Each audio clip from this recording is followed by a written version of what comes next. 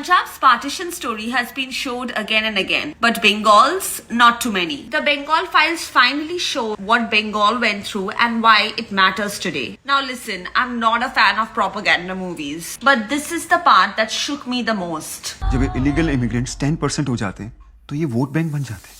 20% हो जाने पर ये अपने राइट्स की डिमांड करते हैं और 30% होते ही नई कंट्री की डिमांड करते हैं। Honestly, look around. Doesn't that frighteningly sound familiar today? And that's why it's just so important to know the history today. The film goes into 1946 direct action day killings in Calcutta in 1946 and the Noakhali riots, where Hindus were murdered, villages were burnt, women were massacred, and also forceful conversions were carried out. Gandhiji himself walked through the villages of Noakhali to calm the horror. Approximately 5,000 Bengali Hindus were murdered and massacred in Noakhali, now in Bangladesh. And yet Bengal's partition rarely finds a space in history books or cinema. After watching the trailer, I'm just thinking how much of 1946 am I going to see today in Bengal in future? We all know what happened in Murshidabad early this year and also how the demography is changing all over Bengal. We have reached a point where ministers are casually saying that we should learn to speak in Urdu. Just think about that. Bengal, the land of Bankim, Vivekananda and Rabindranath, is being told to give up on its language and culture. That's not just politics, that's history repeating itself. This isn't about religion, it's about the story of your own ancestors. Their pain, their survival, their courage. The Bengal Files is a reminder that if we forget what they endured, we might risk living it all over again.